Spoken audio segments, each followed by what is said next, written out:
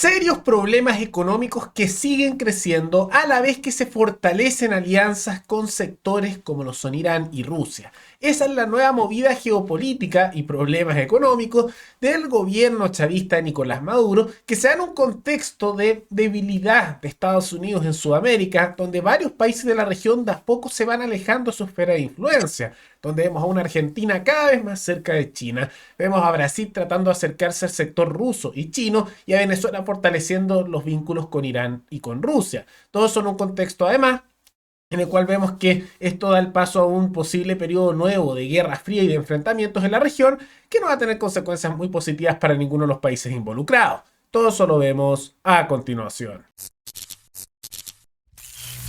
Tal como lo mencionamos al inicio, recientemente se está fortaleciendo la alianza entre Venezuela y el régimen que se está presente en Irán. Ahora, lo que ocurre, hay que hacer un pequeño contexto, es que Irán, hay que recordar que es un gobierno teocrático, o sea, una dictadura religiosa sería la manera más sencilla de explicarlo, de una rama del Islam que son los chiitas, que no son iguales que los sunitas, ¿no? Ahora, Irán tiene una historia de todas maneras en Latinoamérica con ciertos atentados. Se sospecha vínculos, aunque nunca han querido confirmarlo oficialmente, con atentados que se dieron en Argentina en contra de comunidades judías que estaban en ese país. También tienen serios vínculos con Venezuela y se sospecha que tienen también elementos vinculados a grupos armados en la región, a la vez que hace algunos años se denunció que en Chile también estaban ingresando con vínculos de Hezbollah, que tiene apoyo de Irán. Todo eso es lo que se está dando. Ahora, en ese contexto, hemos visto cómo Estados Unidos se encuentra enfocado bastante en el conflicto que hay entre Ucrania y Rusia y de a poco también pierde influencia en Sudamérica y a lo largo de Latinoamérica en general. Y ya en el pasado mencionamos el caso argentino, hemos visto el caso brasilero, pero ahora también se fortalece el vínculo venezolano-iraní-ruso.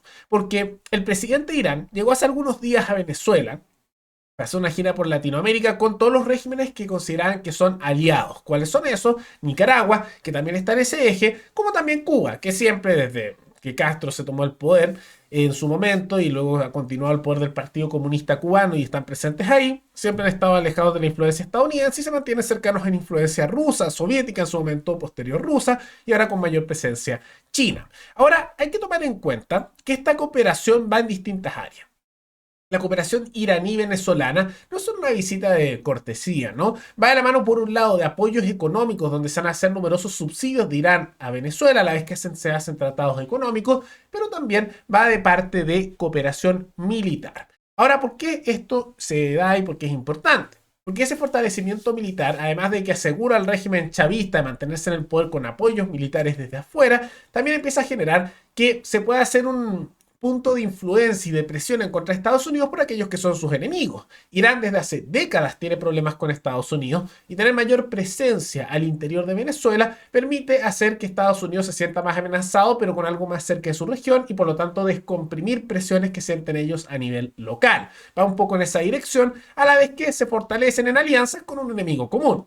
Esto no es tan raro a nivel geopolítico. Más allá de que a nivel ideológico el chavismo con el fundamentalismo conservador islámico iraní no tienen mucho en común a nivel de ideología, en geopolítica eso no importa tanto, porque al final es un tema de intereses comunes, de aliados. Muchas veces todas estas peleas ideológicas son más bien a nivel local o a veces a nivel regional y a veces tienen ciertos factores internacionales, pero normalmente la geopolítica está guiada en todos los sectores por un pragmatismo brutal. E incluso en la Guerra Fría eso se notaba, donde podías ver casos de Estados Unidos apoyando a Israel, aunque tenían gobiernos socialistas, o de la Unión Soviética apoyando a aquellos que no eran socialistas necesariamente con tal de joder a Estados Unidos. Entonces hay ciertas tendencias de siempre apoyar al que es el enemigo de tu enemigo y hacer esas movidas a corto plazo. O la jugada de Estados Unidos que le explotó en la cara después de unas décadas de apoyar a los talibanes en Afganistán o armar a lo que eventualmente sería Al Qaeda con tal de joder a los soviéticos, pero pues eso les explotó en la cara. Pero bueno, así hacen en geopolítica, ¿no? Va un poco en esa dirección.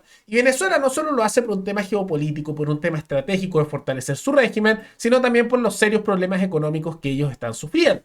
Porque recientemente su inflación se volvió a disparar y llegó sobre el 458%. Hay que recordar que hace algunos meses Venezuela había logrado empezar a bajar sus tasas de inflación. ¿Por qué? porque habían hecho una dolarización de facto y simultáneamente habían tomado la decisión de algunas áreas de su país empezar a eliminar impuestos, desregular un poco la presencia estatal, pero recientemente han comenzado dentro de esa dolarización de facto a subir impuestos, a poder controlar de nuevo precios, con serios problemas económicos por políticas socialistas a nivel económico, e incluso han comenzado a discutir cobrarles impuestos a los venezolanos que están fuera del país. Cómo van a aplicar eso? ¿Quién lo sabe, no? Pero están tratando de estrujar incluso a los que han escapado de su país. Atentos a los venezolanos fuera de Venezuela, ¿no? Entonces, por estas políticas, como era esperable, la economía empezó a desmoronarse de nuevo porque es simple. Si uno aplica políticas de carácter estatistas como esta, las consecuencias son siempre las mismas. Pero lo empezaron a aplicar, entonces están con problemas económicos. Y para responder ante eso, y además tener mayor defensa militar y poder tener cierto poderío a nivel local, empiezan a hacer alianzas que fortalecen a nivel internacional. Ya han hecho vínculos con China, que les ha dado dinero, ahora lo hacen con Irán y también han tenido vínculos con Rusia. Ahora vamos a ver cómo se da esto, porque Estados Unidos por ahora no ha dado una respuesta ante esta situación. Están bastante enfocados más con lo que ocurre entre Rusia y Ucrania, y eso ha generado que otros países puedan hacer jugadas en el espacio de Estados Unidos sin muchos problemas, particularmente China e Irán, pero es posible que eventualmente, aunque no inmediatamente, veamos que Estados Unidos intente intervenir en la región. Ahora, mi consejo, como siempre, para los países de la región, aunque los políticos de nuestra zona latinoamericana no lo hacen, pero el consejo de lo correcto sería mantener una neutralidad entre todas estas facciones y tratar de no irse hacia un lado por completo, de la misma manera como lo ha logrado a lo largo de las décadas Suiza o Singapur, porque al momento de que tú te subordinas por completo, ya sea a Estados Unidos, a China, a Rusia, etcétera, Irán, a cualquiera de estos regímenes, termina ocurriendo que te conviertes en un peón que fácilmente pueden sacrificar, no eres una prioridad, y por lo tanto te conviertes en una zona de lucha que está en un bando. En el momento que logras mantener cierto equilibrio, y ese equilibrio se mantiene invitando en parte a representantes de todos esos sectores y también sus intereses económicos, pero que ninguno logre dominar, pero todos tengan una participación, o sea, se controlan entre ellos, una teoría de contención, pasa que no eres algo tan fácil de sacrificar y tampoco te ven como que estés por un lado ni por otro. Entonces no intervienen tanto, estás con una mayor seguridad. Y como hay tantos intereses entre ellos que se equilibran, ninguno logra dominar y mantiene cierta autonomía. Por eso países como Singapur, que son sumamente pequeños y no tienen una gran población, logran no estar dominados ni por la esfera china, ni estadounidense, ni europea, etcétera, ni la India. Lo mismo logró Suiza a lo largo de los tiempos, y aunque hace no mucho lo dejó en parte su neutralidad por el conflicto ruso-ucraniano, fue más bien por presiones muy duras por parte de Occidente, y de todas maneras tampoco lo ha hecho de manera muy marcada, ¿no? Entonces, tomando en cuenta esos factores, eso permite que mantengan cierta autonomía. De lo contrario, hacemos lo que están haciendo nuestros líderes latinoamericanos en todos los países, sean de izquierda o de derecha, y nos subordinamos para un lado o para otro y nos convertimos en fichas. Y los otros nos ven como enemigos, entonces sabotean y atacan internamente, y los otros sectores a los cuales uno está subordinado los utilizan y después los desechan cuando no sirven. Por eso es mejor esa neutralidad estratégica.